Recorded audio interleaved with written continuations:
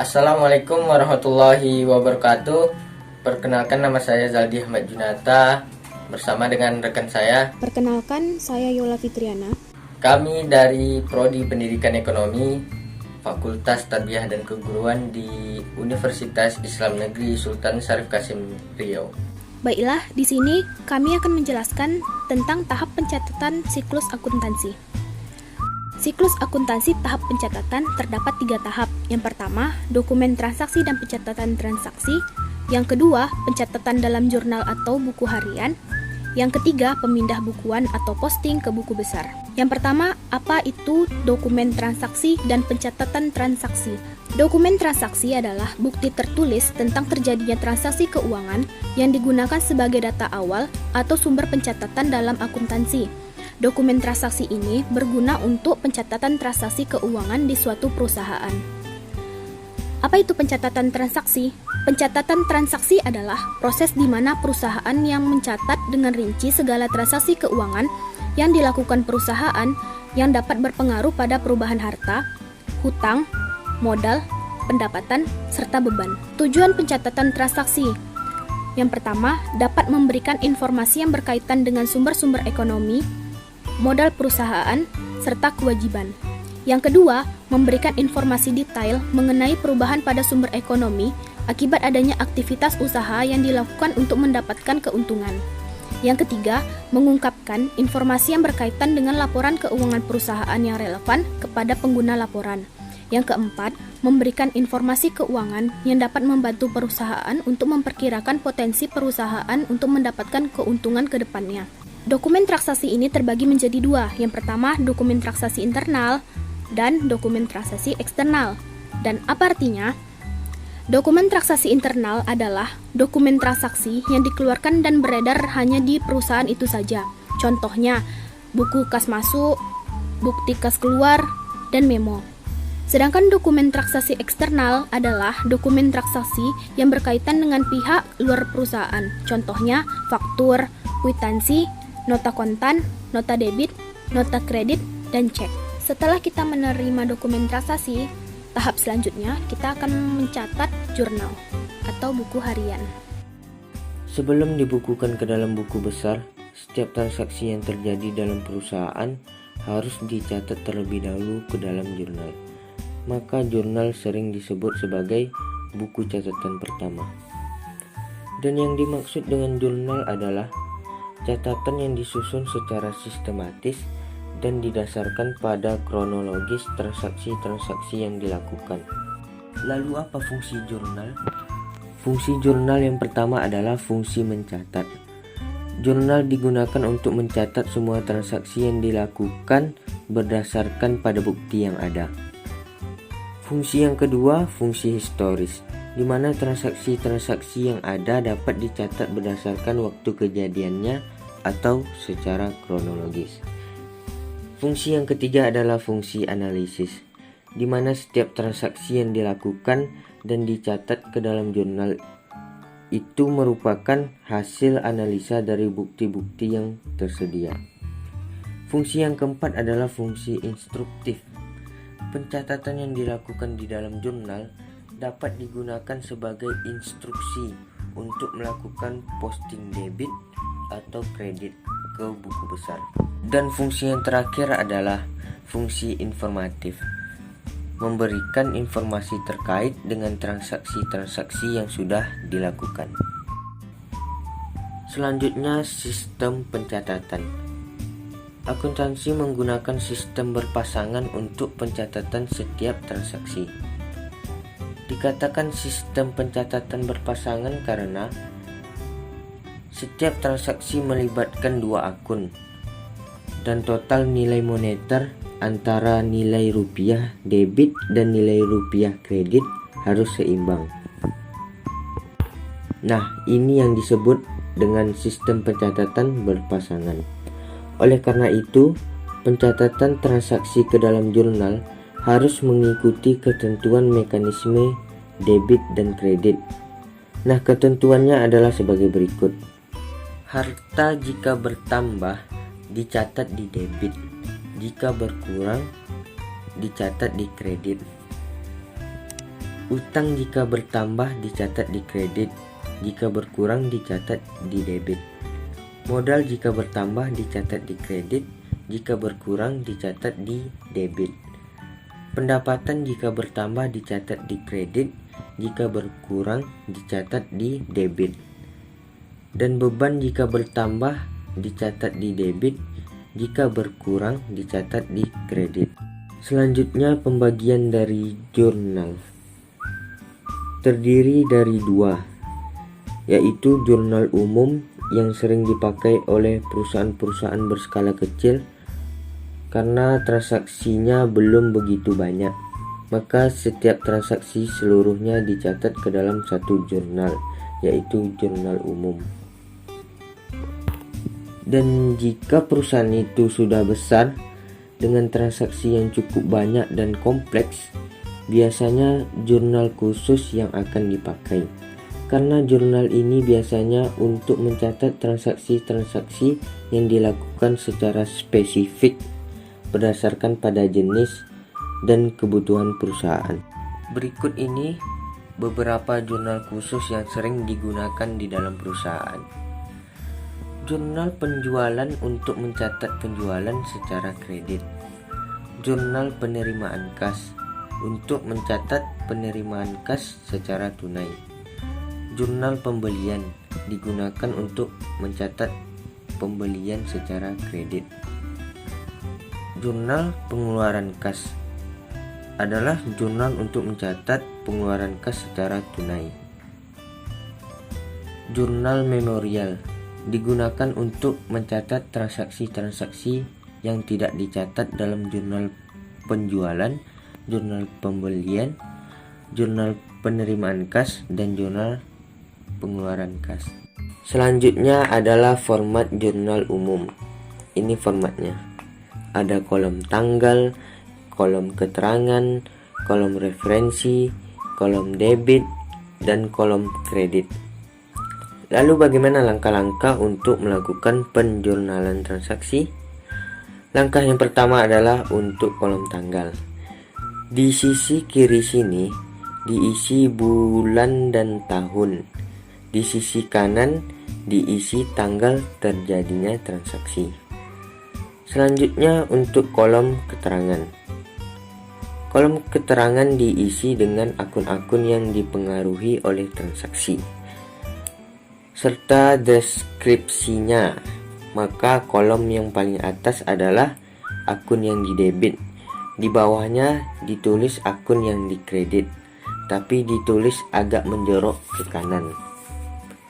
Di bawah akun yang dikredit diisi dengan deskripsi singkat. Selanjutnya kolom referensi. Kolom referensi ini diisi dengan kode akun sesuai dengan akun yang didebit dan kode akun yang dikredit. Selanjutnya kolom debit. Kolom debit ini diisi dengan nilai rupiah untuk akun yang didebit. Demikian juga untuk kolom kredit. Kolom kredit ini diisi dengan nilai rupiah untuk akun yang dikredit. Dan yang terakhir, pastikan bahwa jumlah rupiah di debit dan jumlah rupiah di kredit jumlahnya harus sama. Selanjutnya contoh soal. Transaksi yang pertama pada tanggal 1 Januari 2021, Nyonya Susi mendirikan salon kecantikan yang diberi nama Salon Susi. Untuk modal pertama disetorkan uang sebesar 15 juta ke bank atas nama rekening Salon Susi. Untuk kolom tanggal, di sisi kiri diisi bulan dan tahun. Bulannya bulan Januari, tahunnya 2021. Di sisi kanan diisi tanggal terjadinya transaksi, yaitu tanggal 1. Untuk kolom keterangan, ini diisi dengan akun-akun yang dipengaruhi oleh transaksi serta deskripsinya. Maka kolom yang paling atas adalah akun yang didebit, yaitu kas. Di bawahnya ditulis akun yang dikredit, tapi ditulis agak menjorok ke kanan. yaitu modal Nyonya Susi. Di bawah akun yang dikredit diisi dengan deskripsi singkat, yaitu setoran modal awal. Selanjutnya kolom referensi. Kolom referensi ini diisi dengan kode akun sesuai dengan akun yang didebit dan kode akun yang dikredit. Selanjutnya kolom debit. Kolom debit ini diisi dengan nilai rupiah untuk akun yang didebit, yaitu akun kas. Nilai rupiahnya 15 juta rupiah. Demikian juga untuk kolom yang dikredit. Kolom kredit ini diisi dengan nilai rupiah untuk akun yang dikredit, yaitu modal Nyonya Susi. Nilai rupiahnya 15 juta rupiah. Transaksi yang kedua, pada tanggal 4 Januari 2021 dibeli peralatan salon sebesar 7 juta rupiah secara tunai. Di kolom tanggal bulan Januari tahun 2021, tanggal di sisi kanannya tanggal 4. Kolom keterangan akun yang didebit peralatan salon, di bawahnya akun yang dikredit yaitu kas, deskripsi singkatnya pembelian peralatan salon. Kolom debit diisi nilai rupiah akun yang didebit, yaitu 7 juta rupiah, dan di kolom kredit diisi nilai rupiah akun yang dikredit 7 juta rupiah. Selanjutnya transaksi yang ketiga, pada tanggal 11 Januari 2021 diterima pendapatan jasa sebesar Rp200.000. Di kolom tanggal sisi kiri bulan Januari 2021, di sisi kanannya tanggalnya tanggal 11.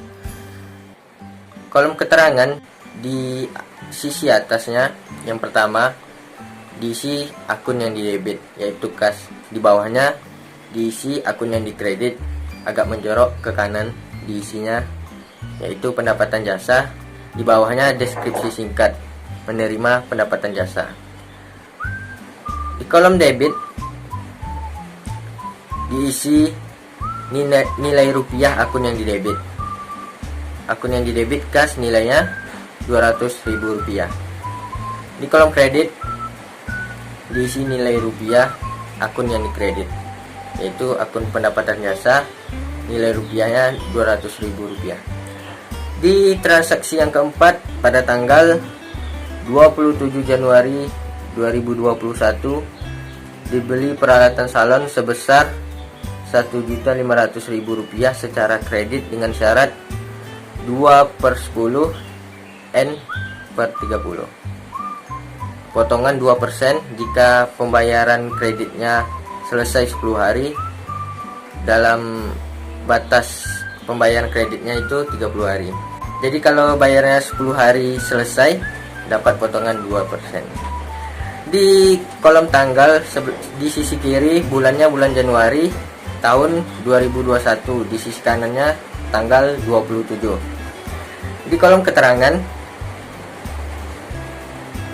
akun yang didebit, yang pertama akun yang didebit yaitu peralatan salon, di bawahnya akun yang dikredit agak menjorok ke kanan akun utang usaha, di bawahnya deskripsi singkatnya pembelian peralatan salon secara kredit.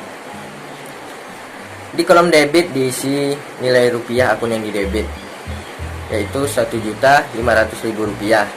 Begitu juga kolom kredit diisi nilai rupiah akun yang dikredit Rp1.500.000.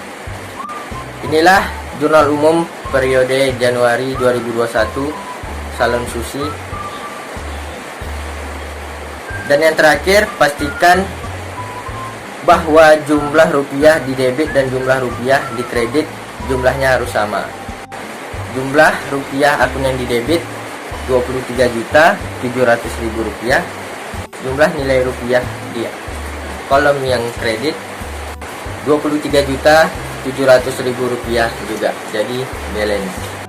Demikian langkah-langkah penjurnalan untuk kegiatan yang kedua dari pencatatan transaksi keuangan. Setelah kita mencetak jurnal, selanjutnya kita posting ke buku besar. Pemindah bukuan atau posting adalah memindahkan akun-akun yang tercantum di buku jurnal ke akun-akun yang sama di buku besar. Buku besar ini adalah kumpulan akun-akun yang digunakan untuk mencatat dan mengelompokkan transaksi yang sejenis. Form buku besar. Di sini saya mengambil contoh buku besar akun kas. Sebelum kita memasuki tabel buku besarnya, kita harus membuat nama akunnya dan nomor akunnya. Nama akun di pojok kiri atas dan nomor akun di pojok kanan atas. Kolom pertama yaitu tanggal, yang terdiri dari bulan, tahun, dan tanggal transaksi. Kita ambil contoh dari jurnal yang telah disampaikan oleh Zaldi. Kita ambil di tanggal 1 Januari 2021 dan tanggal 4 Januari 2021. Kolom keterangan yang terdiri dari deskripsi singkat yang telah kita buat di jurnal tadi.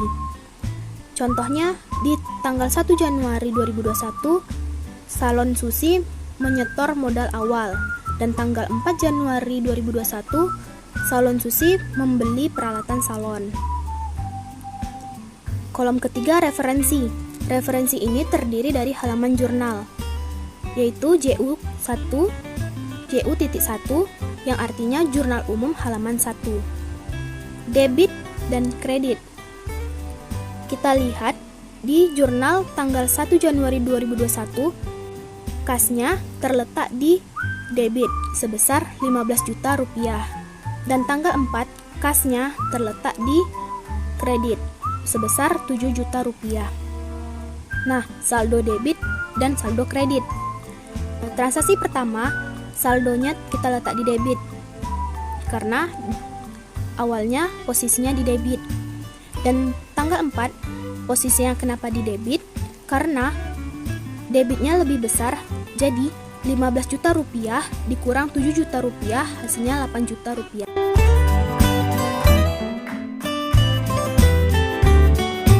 Sekian presentasi dari kami, semoga bermanfaat untuk kita semua. Terima kasih yang telah menonton. Jangan lupa like, komen, subscribe, dan share ke teman-teman kalian agar video pembelajaran ini dapat berguna bagi kita semua. Terima kasih.